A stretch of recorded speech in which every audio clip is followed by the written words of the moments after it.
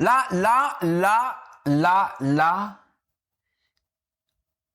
on va faire un jeu. On va faire un jeu parce que là, ce que je vais dire, ça peut choquer certains. Allez, on va faire comme la Bible. La Bible est pleine de métaphores. C'est pour ça que par moment, on a du mal à la comprendre et en même temps, on arrive bien à la comprendre parce qu'elle arrive à suivre chaque époque. C'est pour ça qu'on se dit, waouh, c'est universel. Mais là, il n'est pas question de religion, mais presque. Parce que là, on va faire un jeu. C'est-à-dire qu'à chaque fois que je vais dire un mot et que je vais donner sa signification, je veux que vous puissiez vous faire une scène du mot que je vais dire. Parce que qui dit scène, qui dit s'imaginer, imaginer qui veut dire fiction, et on sait très bien que le cerveau, dès qu'on imagine, dès qu'on se fait une fiction, eh ben, ce que le cerveau peut créer, ce que le cerveau imagine, il peut le créer. Donc, il n'y a qu'un pas entre la fiction et la réalité. En plus, ça rime, tu vois, ça rime. Donc là, étape 1, faites un jeu. On va faire le jeu. Donc, comme d'hab, le mot famille, quand j'ai regardé moi dans mon dictionnaire, j'ai un dictionnaire d'étymologie, famille, ça m'a dit, bon, ça vient du latin famulus ou famule, ça veut dire serviteur, esclave. Là, on se dit, waouh, c'est pas ce que j'ai, c'est pas ma conception de la famille. Attends là, moi je pense à ma maman, à mes frères et tout, au pater et tout. Oups, pater, ça va venir tout à l'heure ça. On parle du pater, de la mater, et là, on dit que le mot famille, l'étymologie à la base, signifie serviteur et esclave. What? Donc moi, dans le dictionnaire, je fouille encore un peu. Je fouille.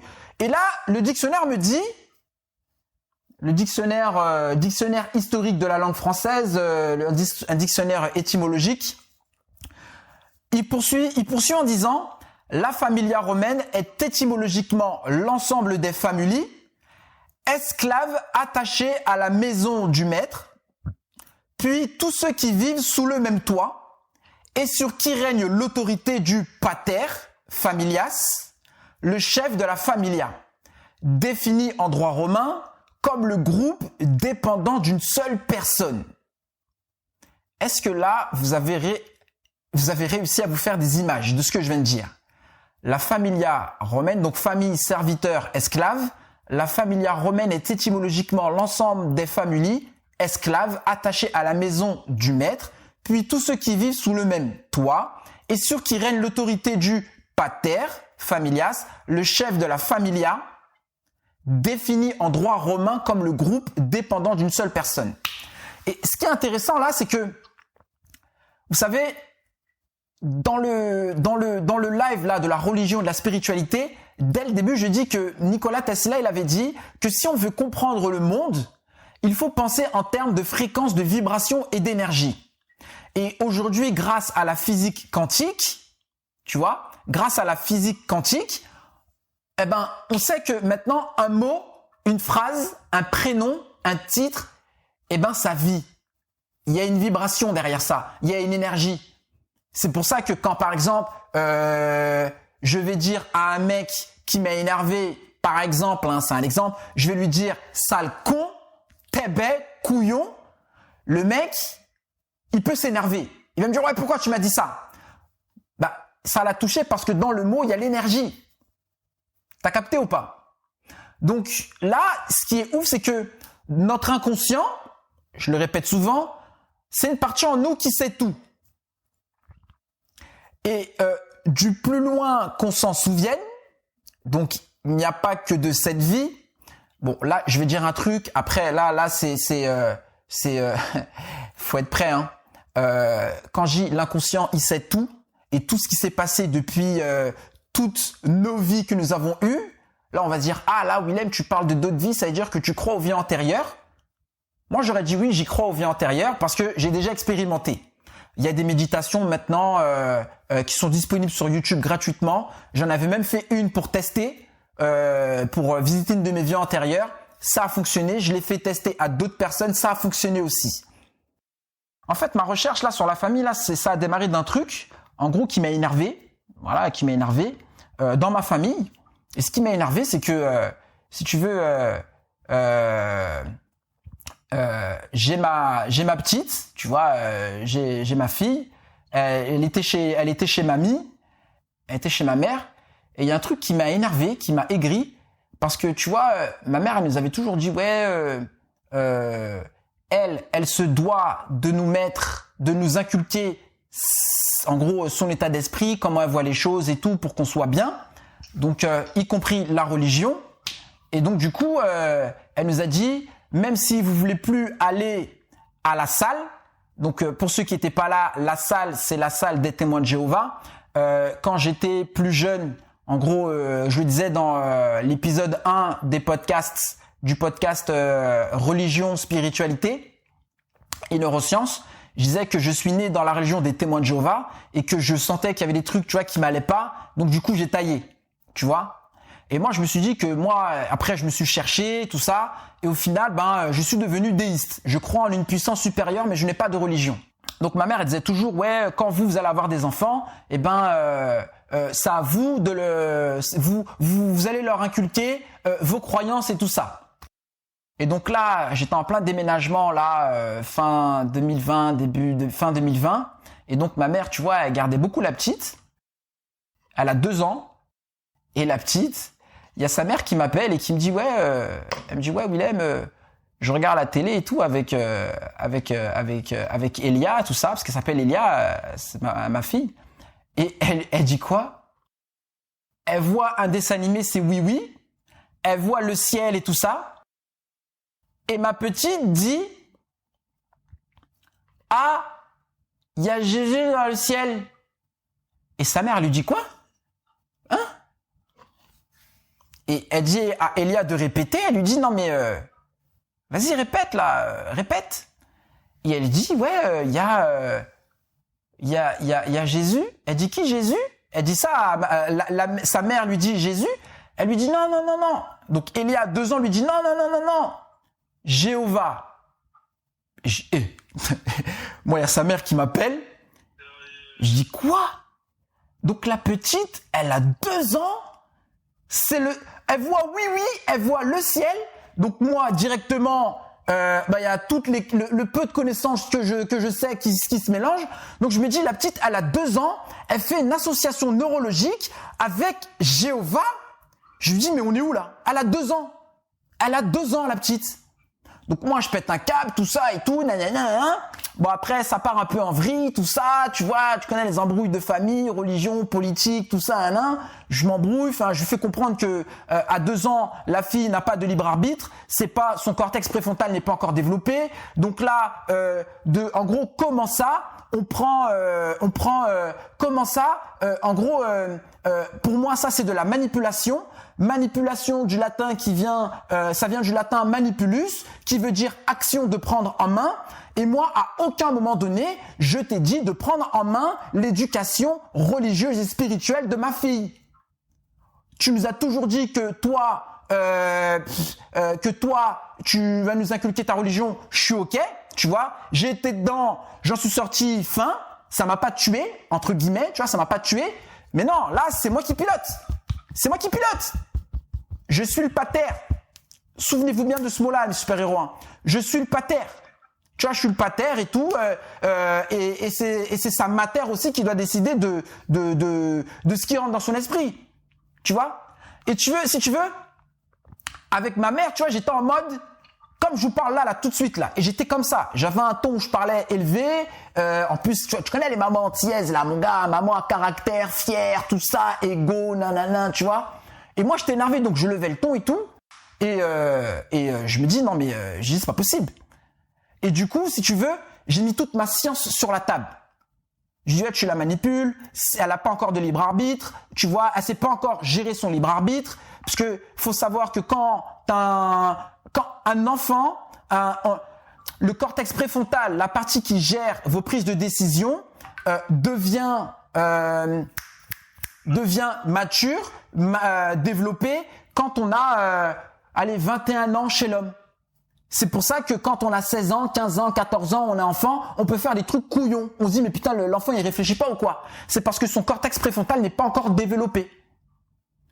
Et moi, je me suis toujours dit que ma fille, la petite, je veux qu'elle développe un esprit autocritique. Qu'elle questionne tout ce qu'elle voit, tout ce qu'elle machin, que ça devienne un réflexe.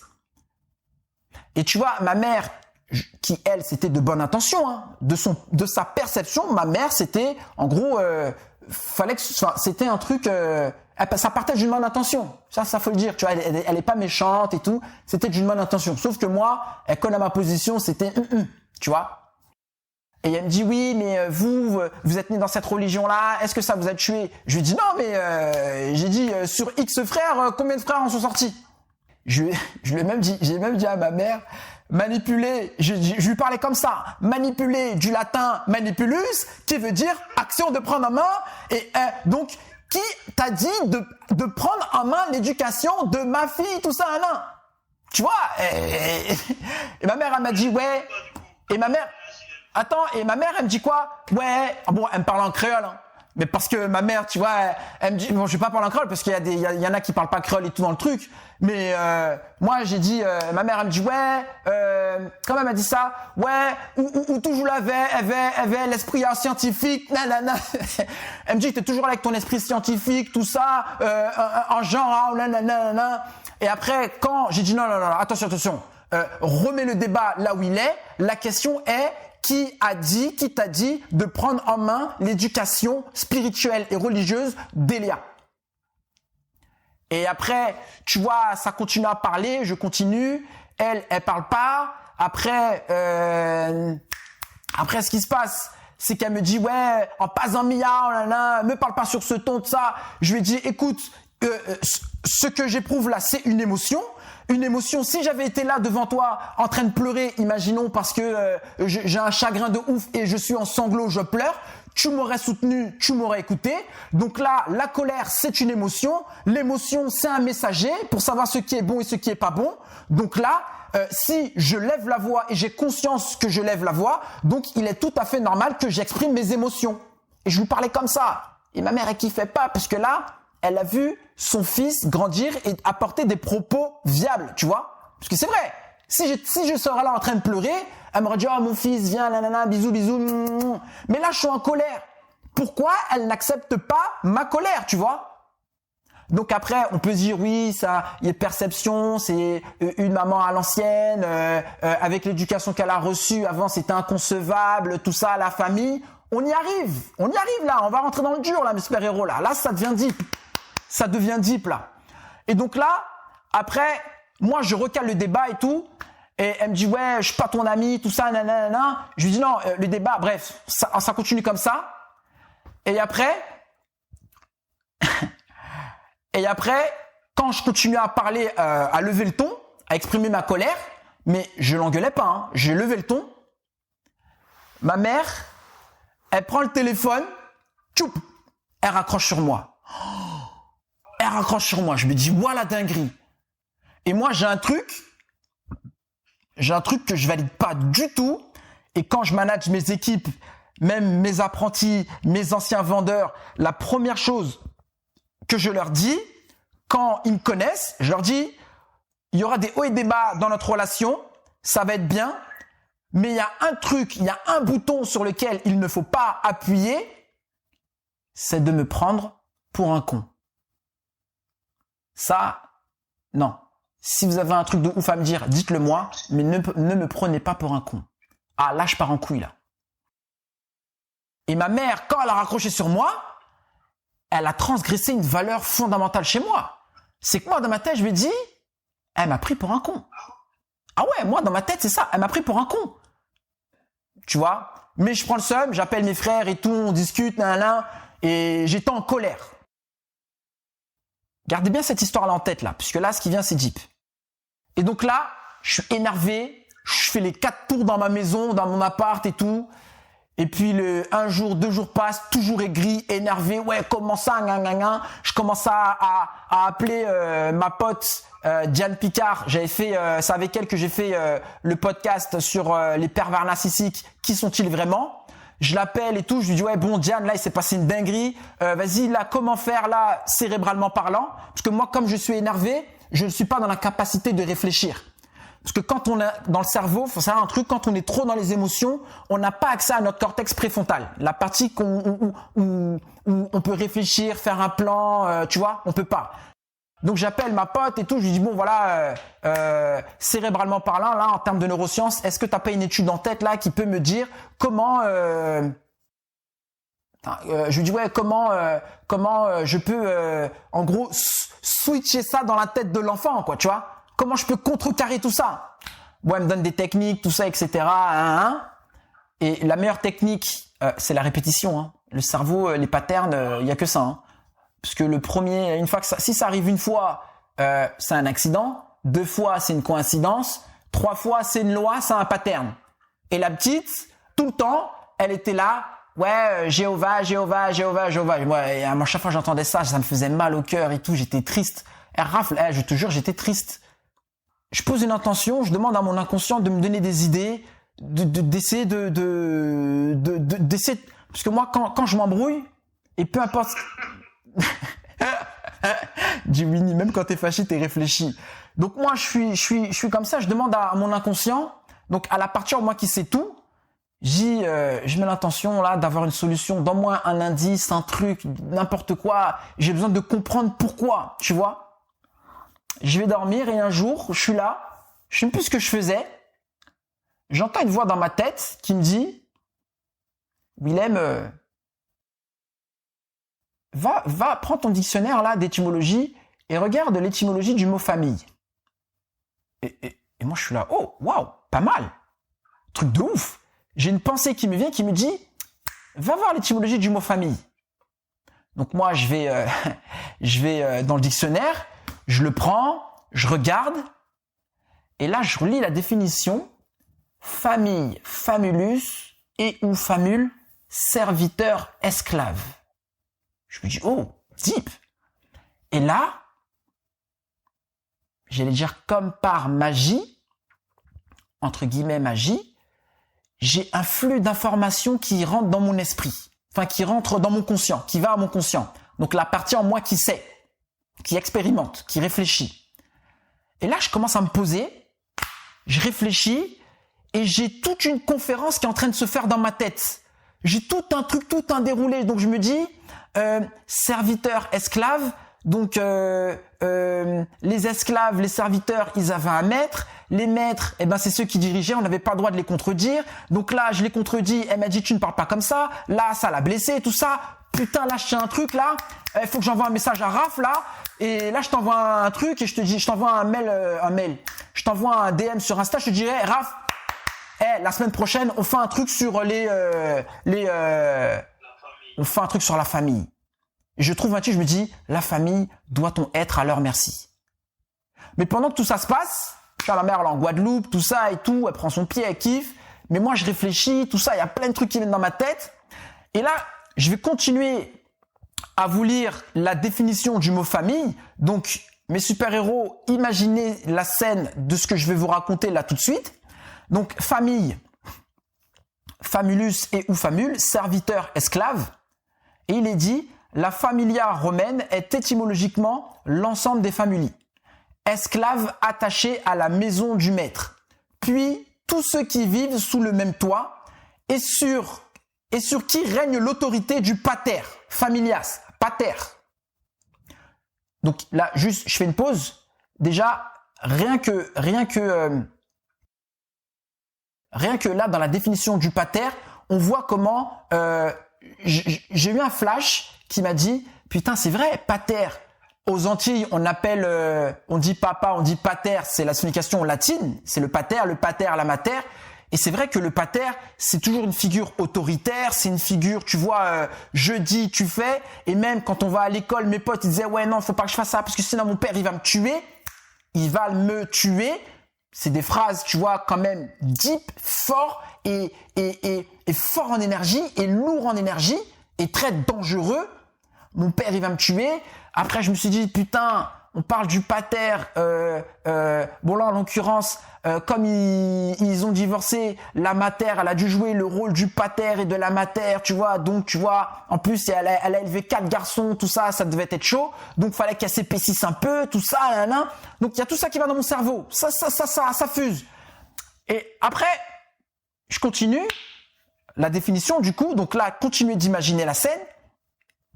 Le chef de la familia défini en droit romain comme le groupe dépendant d'une seule personne. Et je me dis, c'est vrai, quand on a nos parents, quand ils sont deux, ils font qu'un, et quand ils sont séparés, ben, il y en a toujours un qui prend le lead sur les deux. Et là, je me dis, putain, là, je touche à un truc là. Je commence à comprendre pourquoi là, ma mère, elle a réagi comme ça. Et puis, tu vois, par exemple, même le mot famille. Donc là, le truc que je me dis, les mots ont une énergie. Et souvent, vous savez, quand on pose une intention, je vais pas citer l'intention du mec que je connais qui, voilà, avant d'aller dormir, voilà, hein, mais quand, par exemple, je pose une intention, par exemple, je sais pas, moi, tout à l'heure, je parlais avec mon apprenti, je lui demande s'il pose souvent des intentions, il a 19 ans, il me dit, oui, j'en pose souvent, je lui dis, ah ouais, c'était quoi la dernière intention? Il me dit, hier, j'ai fait ma conduite et j'ai posé l'intention, d'exceller dans mon cours de conduite. Et je lui dis, et au final, t'as quoi? Qu'est-ce qui t'est arrivé? Il m'a dit, j'ai excellé. Putain, 19 ans le mec. Putain, 19 ans. Je me dis, putain, bien. Donc t'écoutes bien, t'apprends bien, c'est bien. Donc là, vous savez, l'intention de départ, elle amène qu'à l'arrivée. La signification d'un mot de départ est souvent la même à l'arrivée. La signification de famille, serviteur, esclave, est souvent la même à l'arrivée, mais dans un autre contexte. Parce que c'est pas la même époque. Ce n'est pas la même époque, on n'est pas dans le même, c'est pas la même énergie que l'on vit, parce c'est plus la même époque, c'est plus le même environnement. Tu vois, quand on regarde la signification du mot famille, depuis 1611, après ils ont changé la définition, ils disent que famille désigne la succession des individus ayant une origine commune. Tu vois, là ça se rapproche, tu vois, de ce qu'on a. Et quand tu regardes dans les années 2000 et plus, 2015 et plus, eh ben dans l'inconscient collectif de nous les jeunes, eh ben quand maintenant on voit un pote et tout, on dit ouais lui c'est la famille. Pourquoi? Parce qu'on peut se dire lui c'est quelqu'un de loyal. La définition famille reprend encore un autre sens. Donc moi il y a ça qui vient dans ma tête et je me dis waouh, je commence à comprendre. Ensuite, c'est ouf parce que dans le mot famille, il y a le mot ça veut dire serviteur, esclave. Donc je suis parti regarder le mot serviteur. Mais qu'est-ce que ça veut dire, serviteur? Tu vois, c'est un peu comme Alice au Pays des Merveilles, quand le lapin blanc, tu vois, il creuse, et il voit un truc huge, un gros monde imaginaire. On pense que c'est juste un petit trou, mais quand tu creuses, plus tu découvres des trucs de ouf. Et donc là, je regarde la définition du mot serviteur, et il y a marqué emprunté au bas latin serviteur en 1050, celui qui est dévoué à Dieu, à la religion, celui qui est au service de quelqu'un ou de quelque chose. Je me dis, putain, celui qui est dévoué à Dieu. Je dis, putain, mais putain, Dieu, il est partout là. Hein. Serviteur, celui qui est dévoué à Dieu, à la religion, celui qui est au service de quelqu'un ou de quelque chose. Et on voit bien que vu que là, c'est l'étymologie latine, on parlait des Romains, tu vois, la familia romaine, tout ça. On voit bien que les Romains, ben eux, tu vois, c'était quelque chose qui, ben, les mecs, ils croyaient en la vie éternelle et ils faisaient tout ils faisaient tout pour les dieux, tu vois.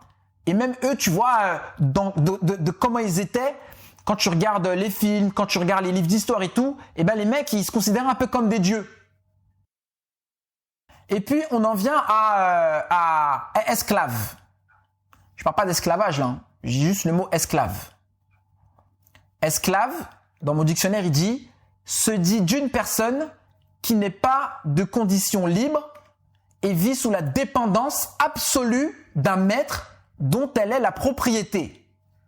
Souvenez-vous, je vous ai dit de faire des jeux, de tout ce que je dis, d'imaginer des scènes. Esclave, slave, se dit d'une personne qui n'est pas de condition libre et vit sous la dépendance absolue d'un maître dont elle est la propriété.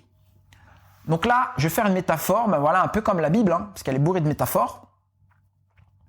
Là, on peut se dire parent, enfant, enfant, parent. Souvent, quand on est, par exemple, en couple, ou par exemple, quand on est parent, eh ben, l'homme a tendance à s'approprier l'être humain avec qui il est. C'est ma femme, c'est mon fils. C'est vrai. C'est vrai. Après, je vais pas pousser le truc parce que sinon je vais changer de sujet. Mais c'est pas parce que cette personne, c'est pas parce que tu es avec cette personne si tu es en couple, et c'est pas parce que l'enfant vient de toi, tu vois, que tu as les pleins pouvoirs sur lui. Tu peux lui enseigner ce que tu veux, mais dans l'amour et dans la bienveillance et pas dans la peur, tu vois. Il faut un petit peu de peur. La peur est nécessaire à l'éducation. Mais à un certain degré, comme dans le yin et le yang, on voit bien que dans la partie blanche, la partie du bien, il y a un tout petit peu de noir. C'est le mal. Donc on nous fait bien comprendre que même dans toutes les philosophies, on nous fait comprendre que le mal est nécessaire à la prise de conscience, à tout ça. Mais jusqu'à quel point? Parce que moi, jeune enfant issu de 2 parents antillais, je suis sûr qu'il y a d'autres aussi enfants antillais là, ici, qui ont été élevés de la même façon. J'ai été élevé sous les coups. Tu vois, sous les coups. Dès qu'il y avait une dinguerie, c'était la ceinture. C'était ceci. C'était cela. Le bâton. La latte du lit. Hein? T'as grandi avec tes 2 parents ou pas? Jusqu'à mes 12 ans. Ah ouais? Ouais, mais entre 8 et 12 ans, ou même entre 7 et 12 ans, j'ai pris énormément de coups. Énormément de coups. Des trucs où après, quand tu vas sous la douche, tu te douches, t'as encore les cloques et tout, tu te dis, wesh, ça fait mal. Et là, je me dis, et là, quand je regarde ces définitions-là, je me dis, mais, on est où là? On est où là? Mais comment les mecs pensent l'éducation? Parce que là, on nous dit que serviteur, celui qui est au service de quelqu'un ou de quelque chose, esclave, se dit d'une personne qui n'est pas de condition libre, et vit sous la dépendance absolue d'un maître. Plus haut, on voit que la familia romaine est étymologiquement l'ensemble des familles, esclaves attachés à la maison du maître. Après, on te parle puis tous ceux qui vivent sous le même toit et sur qui règne l'autorité du pater, du père, tu vois.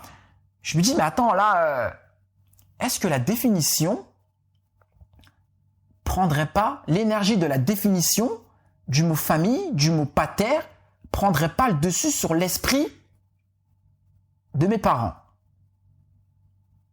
On peut se poser une question, on peut se poser cette question. Parce que là, tout ce qu'ils font, c'est inconscient, et eux, mes parents, sont persuadés de faire le bien. Attention! Parce qu'en grandissant, je suis parti voir mon père, je lui dis, écoute, j'ai dû faire un long travail sur moi pendant plusieurs années, avant d'aller le voir, là, il y a 5 ans, même pas, il y a 5 ans, il y a peut-être 3-4 ans. Je lui ai dit, mais tu sais que ce que tu faisais à l'époque, là, tu faisais des dingueries quand même, hein, t'en as conscience? Il m'a répondu que c'était la meilleure éducation qu'il ait pu m'offrir. C'est la meilleure éducation qu'il ait pu m'offrir. Et c'est là où je me suis dit, putain, et là, lui et moi, là, on n'est pas sur la même fréquence, là. Hein. Pour revenir aux Romains, du coup, moi, je me dis, je me retrouve à faire des recherches sur les Romains, à l'époque où le mot a été créé, pour voir un peu la mentalité d'avant. Les Romains, environ 60 millions. Il y avait 3 classes de citoyens. Les patriciens, patrie, pater, patriarche, patriarchie. Bon là, on peut aller loin, hein. La base est la même. Les patriciens, donc eux, c'était les hommes les plus puissants. Pater, homme puissant, souvent on dit ouais, l'homme c'est le puissant, c'est ceci, c'est cela. Donc tu vois un peu dans comment la signification des mots joue dans notre esprit. Il y avait les chevaliers et les plébisciens, les citoyens ordinaires. Et on sait très bien qu'à l'époque, les chevaliers étaient les serviteurs des patriciens, de ceux qui pilotaient, de César, de tous les empereurs, tu vois. Et les femmes avaient peu de pouvoir et ne votaient pas, ouais. Les esclaves n'avaient pas de droit. Et la famille, le père, commandait toute sa famille. Il avait de l'autorité et il pouvait tuer ses enfants, mais en général, il les aimait. Souvent, quand on parle de tuer ses enfants, à l'époque, c'était souvent en guise de sacrifice, dire voilà, je l'aime, si je fais ça, c'est pour le peuple, c'est pour ceci, c'est pour cela. Bref, mais là, on n'y est pas. Mais souvenez-vous de ce que je vous ai dit tout à l'heure.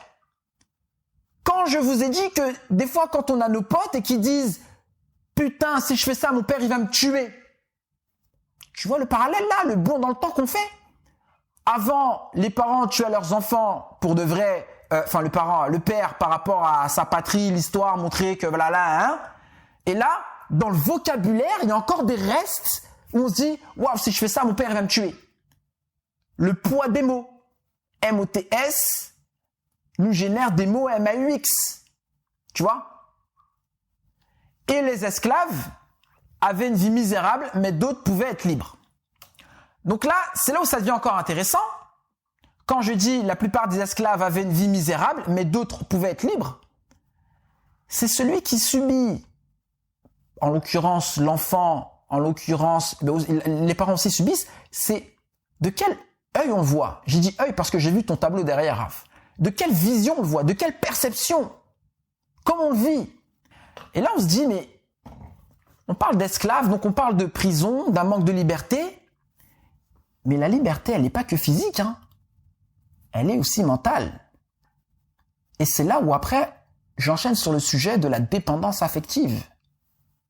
On le voit bien avec les pervers narcissiques, des femmes et des hommes qui sont dans l'emprise d'un pervers narcissique, qui les tient psychologiquement et qui les manipulus, action de prendre en main, il fait ce qu'il veut.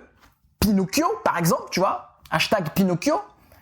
Donc là, on se dit, mais je parle avec une fille que je connais et la fille, je lui ai posé la question. Je lui dis, est-ce que toi, t'es à la merci de ta famille? Elle m'a dit, ah, moi, non, surtout pas. C'est vrai que quand on pose la question comme ça, on se dit, ouais, putain, c'est chaud quand même, hein, ce qu'il me dit là. C'est confrontant. Donc je lui dis ça, elle me dit, ah, moi non. Je lui dis, mais c'est bizarre. Parce que quand tu me parles de tes parents, tu te plies souvent à leurs règles parce que t'as peur de les blesser. T'as peur de les décevoir. T'as peur qu'ils ne te voient plus du même œil. T'as peur de ceci, t'as peur de cela. Donc tu fais toujours les choses en fonction d'eux. Serais-tu pas à leur merci?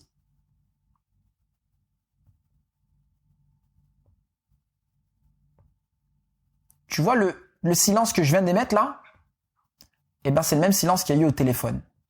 Elle parlait plus. Et là, j'ai senti qu'elle était triste. Parce que là, tu vois, j'ai appuyé sur un truc. Elle n'avait pas idée qu'elle était à la merci de ses parents avec quelque chose de si simple. Et c'est souvent, les dingueries se passent souvent dans les choses simples. Tu vois, dans les choses anodines. C'est comme hier, je regardais TPMP. Et il y a un avocat que je kiffe pour 1000. Il s'appelle Fabrice Divisio. Il y avait un débat avec Jean Messia, il y avait des débats avec plein de mecs et tout qui sont encore sur notre fréquence. Et Fabrice Divisio, il dit à un docteur, ou je sais plus qui, il dit « Est-ce que vous savez ce que c'est qu'un lit de réanimation ? C'est quoi la réanimation ?» Le mec, il répond pas. Et Fabrice Divisio donne la définition de réanimation qui a été changée en février 2020. Réanimation, avant... C'était quand tu es dans une salle et tu es sous assistance respiratoire. Tu vois, c'était ça la réanimation. Et c'est comme ça que tout le monde le conçoit. Et ils ont changé la définition et maintenant réanimation, c'est même un lit d'hôpital. C'est-à-dire que demain, tu sors de la réanimation, tu vas dans le lit pour te reposer et comment on dit en français, recover, te remettre en état, bref, je sais plus comment on dit, recover, voilà, un tas de convalescence, récupérer, voilà. Et ça, maintenant, dans la langue française, ils appellent ça aussi réanimation. Et l'avocat, il dit, mais basé sur cette nouvelle définition-là, quand ils disent, ouais, on manque de lits de réanimation, il y avait tant, C'est-à-dire que là, les chiffres, ils sont biaisés. Et donc là, ils sont en train de nous léser avec un grand B. Ça, c'est moi qui viens de le dire. Donc, ils nous lèsent avec un grand B. Bref, ça, c'est pour vous montrer que la puissance d'un mot rentre dans l'inconscient, dans le conscient des gens, dans l'esprit des gens. Et quand j'ai dit à ma collègue là, à une de mes collègues là, à ma pote, quand je lui ai dit serais-tu à leur merci, il y a eu un long silence, peut-être de 10 secondes. Elle était triste. Et je lui ai dit, t'as quoi? Elle me dit, ouais, mais des fois ils me font pitié, j'ai pitié d'eux. J'ai dit, waouh. Et en préparant le live, je me suis dit, bah tiens, Willem, comme t'es curieux, regarde l'étymologie du mot pitié. Pitié, pietas en latin, sentiment de dévotion envers les dieux, les parents, la patrie. Puis plus tard, ce mot signifie clémence, sentiment de bonté miséricordieuse dont fait preuve l'empereur. Puis dans la langue des chrétiens, le sentiment de compassion, bonté, charité. Elle m'a dit, j'ai pitié d'eux. Sentiment de dévotion envers les dieux, les parents, la patrie. Puis plus tard, ce mot signifie clémence, sentiment de bonté miséricordieuse dont fait preuve l'empereur. Puis dans la langue des chrétiens, le sentiment de compassion, bonté, charité.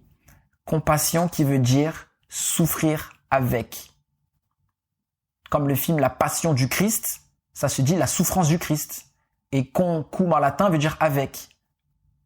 Donc, en face de moi, j'avais une femme qui était en train de souffrir, mais elle ne savait même pas qu'elle souffrait. Elle n'était même pas maître d'elle-même. Là, je vous donne tout ça sous forme je vous donne tout ça sous forme de, c'est histoire vraie, là, tout ce que j'ai dit, hein. C'était mon histoire, mélangée avec des histoires de d'autres personnes. Et quand j'ai compris tout ça, juste parce que mon inconscient m'a dit de regarder le mot famille et puis m'emmener sur ci, sur ça et tout, je me suis dit, waouh, merci. J'ai dit merci. On parle souvent de gratitude. J'ai regardé ce que voulait dire le mot merci.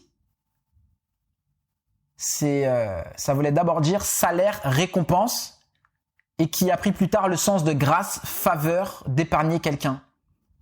Donc moi, j'ai dit merci à mon inconscient de m'avoir transmis tout ça là de manière instantanée, comme si je téléchargeais les données pour après en parler, en faire une mini-conférence devant vous, à échanger avec vous. Et je me suis dit, waouh, c'est deep. Et quand je parlais avec Diane, puisque après je parlais avec... c'est avec Mélanie que je parlais, j'étais avec Mélanie au téléphone. Un soir, je suis avec elle au téléphone, elle me dit, oui, tu devrais reparler à ta mère, tout ça, blabla et tout. Et moi, j'étais là, waouh, vas-y, c'est relou, tout ça. J'avais encore cette colère. Et puis, pendant que je parle avec Mélanie, je me mets à poser une intention comme ça. Une idée me dit, Willem, pose une intention. Parce que je me dis, si je reparle avec ma mère, il faut qu'il y ait un sens, parce qu'elle a quand même transgressé une valeur de ouf. Elle m'a raccroché dessus. Et pour moi, raccrocher sur moi, c'est me prendre pour un con. Donc, et moi, quand je pose l'intention, la réponse qui me vient, c'est Willem, si tu parles avec ta mère, il faut qu'il y ait un sens ou derrière, il faut qu'il y ait une grande morale. Et je dis à Mélanie, ouais, truc de ouf, j'ai posé une intention, là, j'ai une réponse directe. Et je me dis, après, je pose l'intention pour avoir un rêve, pour voir comment je peux finaliser le truc avec ma mère et tout. Je fais pas de rêve. Pas de rêve. À 8h, j'appelle ma pote, Diane, parce qu'on s'auto-coach. Tu vois, je me fais coacher toutes les semaines. On s'auto-coach. C'est une coach, elle aussi, et moi, je suis coach. Donc, du coup, on se prend 2 heures une fois par semaine et on s'auto-coach sur les problèmes que l'on vit au quotidien. Parce que chaque sportif de haut niveau, ils ont un coaching de ouf et c'est des mecs de haut niveau. Donc, pour moi, pour être un humain 2.0, donc je me dis, il faut que je me fasse coacher. Donc, Diane, je parle avec elle, et Diane, elle a fait un truc, elle a parlé mon langage. C'est une histoire de mots. Diane qui me dit, Willem, tu sais, là, en ce moment, je regarde le film Matrix avec mes enfants, pour leur faire comprendre un peu la société, comment elle fonctionne. Et tu vois, dans Matrix, à la fin, t'as Neo qui veut dire nouveau, l'élu, tout ça, bref. Elle me dit, tu vois, t'as Neo qui lui... a choisi la pilule pour descendre dans le terrier du lapin blanc, j'en parlais tout à l'heure, et qui découvre tout un autre monde qui qui est dans une autre fréquence, il vibre plus de la même façon. Et ben Diane, elle me dit, et ben quand Neo voit Monsieur Smith, le méchant, à la fin du film, il le regarde comme ça.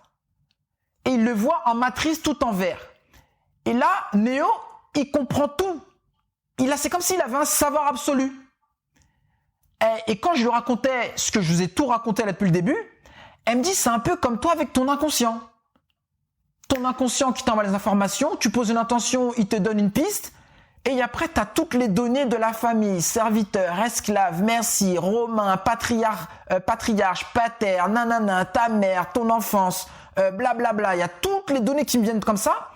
Et là, elle m'a dit, c'est comme si tu voyais Neo, c'est comme si Neo, à la fin du film, il regarde Smith comme ça, il voit toute la matrice et il comprend tout. Et elle m'a dit, Willem, tu sais ce qui est dommage avec le développement personnel, la spiritualité, et quand on essaie de monter en conscience, ce qu'on nous dit pas, c'est qu'on va tellement monter en conscience, on va tellement être sur un niveau de ouf, parce qu'on se sent un travail quotidien, tout le temps, on va toujours essayer de se dépasser pour se réaliser pleinement. Elle m'a dit, ce qu'on nous dit pas, c'est que la plupart du temps, on sera en décalage avec nos amis, avec notre copine, avec notre copain, notre conjoint, notre patron, nos collègues et avec notre famille. Elle m'a dit, ton prochain challenge, ça va être de te brancher sur le siège que Neo, Morpheus, Trinity se branchent pour aller dans la matrice. Tu vas te mettre sur la même fréquence que ta mère, tu vas lui parler et tu vas en ressortir. Si tu en es capable, branche-toi et ressors-y. Quand elle m'a dit ça, elle a parlé mon langage. J'ai demandé à mon inconscient de me donner quelque chose, tu vois, ou qui puisse, moi, que je puisse avoir un sens. Il n'y avait pas mieux que Matrix dans toutes ces symboliques. Tu sais ce que j'ai fait? J'appelle, je suis sur la route, ma mère elle venait de revenir du bled, sachant que ma mère et tout, quand elle est revenue du bled, je suis parti la voir, mais la vérité, je n'avais pas envie d'aller la voir. Franchement, je suis allé parce que je voulais pas priver ma fille de voir sa grand-mère, tu vois. C'est pas parce que je suis en embrouille avec elle que je vais priver ma mère de voir sa petite fille, tu vois. Quand je l'ai eu au téléphone ce matin-là, j'ai posé une intention. J'ai dit, avant d'appeler ma mère, j'ai dit, bon là, j'ai dit à mon inconscient, écoute, là, je vais appeler ma mère, là. Donc, je mets l'intention, aide-moi, s'il te plaît. Bon, quand j'ai aide-moi, s'il te plaît, je parle de mon inconscient. Je me parle à moi-même, j'ai aide-moi, s'il te plaît. Je mets l'intention de trouver les mots justes et équitables, pour communiquer, pour avoir une conversation avec ma mère. Je mets l'intention de trouver les mots justes et équitables dans son langage pour communiquer avec ma mère. J'ai parlé avec ma mère, je lui ai dit tout ce qui m'a dérangé avec un ton de voix tranquille, pourquoi je me suis énervé. Je lui ai bien dit que c'était pas un appel pour m'excuser, mais pour qu'on puisse échanger. On a échangé. Elle aussi m'a donné son point de vue. Tu sais ce qu'elle m'a dit? Elle m'a dit, tu sais, quand je t'ai raccroché dessus, si je t'ai raccroché au nez, c'est parce que elle en pouvait plus, et c'était trop pour elle, et c'était le seul moyen qu'elle a trouvé pour elle de lâcher l'affaire, tu vois, de mettre fin à la conversation. Et c'est là où je me suis dit, c'est intéressant parce que dans notre cerveau le plus ancien, le reptilien, lui, quand il y a un souci, il y a un problème, il y a une action, il y a quelque chose d'indésirable extérieur à nous-mêmes en train de se passer et qui fait peur, c'est soit, tu verras souvent que l'être humain reste figé, il prend l'information, deux solutions. Soit il affronte, soit il prend la fuite. Je peux donner une métaphore de Matrix, soit il prend la pilule et qui lui fait descendre dans le terrier du lapin blanc et il affronte la réalité, ou il prend la fuite, il reste dans la matrice. La morale de cette histoire-là que je vous ai racontée à travers la famille, et que ce soit parents, enfants, parents ou n'importe quoi, c'est qu'au final, mes super-héros, l'amour triomphe toujours. L'amour triomphe toujours. Et grande gratitude à mon inconscient qui fait partie de moi, qui m'a donné l'idée de rechercher le mot famille. Si j'avais pas écouté cette petite voix qui me dit « Va dans le dictionnaire, cherche le mot famille et regarde ce que ça veut dire », j'aurais jamais eu toutes ces infos-là qui viennent à moi. Parce que les informations, quand elles viennent à moi, elles viennent sous forme de blocs.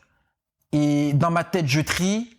Et j'ai un plan, je trie, il y a un plan et tout. Et c'est ce qui a fait qu'aujourd'hui, on a fait le live avec Raph. Mais il faut toujours savoir que l'amour triomphe toujours. Et que quand on s'embrouille avec une personne, en tout cas, à moi, ça a fonctionné. Eh ben, dites-vous que vous, ne vous rabaissez pas à l'énergie de la personne. Ne vous rabaissez pas à la fréquence de la personne. Si on se rabaisse à la fréquence de cette personne-là, eh ben, faut que ce soit temporaire. Comme Matrix.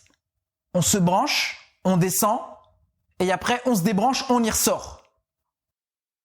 J'étais tellement content d'avoir pu expérimenter 1 mois et quelques semaines de colère, puisque ça a duré, ma colère là, elle a duré 1 mois. Ah oui! De fin janvier jusqu'à mars là. J'étais tellement content à la fin d'avoir pu exprimer cette colère parce que ça m'a fait redescendre, ça m'a fait gagner en humilité. Humilité en latin qui veut dire humus, humus qui veut dire ancré, donc rester ancré au sol. Tu vas avoir les pieds sur terre et s'il faut la tête dans les étoiles. J'étais content d'avoir expérimenté ça parce que ça m'a permis de comprendre que t'as beau lire des bouquins, t'as beau faire des lives, t'as beau coacher, t'as beau donner des conférences, eh ben mec, on n'est pas à l'abri de retourner dans le côté obscur en fait. On n'est pas à l'abri. Dans le thème de ce soir, qui était la famille, virgule, doit-on être à leur merci? Si je prends le mot, là, avec tout ce que vous avez eu en tête là du live, la famille, on sait ce que ça veut dire, être. Et merci, même dans cette phrase-là, on voit que l'amour triomphe toujours. Parce que ça se termine par merci. Et quand nous sommes des êtres humains, la famille doit-on être, donc être, le verbe être humain, nous ne sommes pas des fers humains, donc on doit être dans un état, et quand on est, on ne ressent plus. Tu vois, quand j'étais en accord, quand je suis en accord avec ce qui s'est passé avec ma mère, j'étais plus énervé. La colère, elle est partie en un claquement de doigts. Donc, la famille, serviteur, esclave, être et merci. Donc, en un titre, voilà tout ce qu'on peut soulever. Et c'est ce titre-là, tu vois, qui m'a permis là de faire le live avec toi, avec tout le monde et tout. Je terminerai sur ça. L'amour triomphe toujours. Puis voilà. This is the end.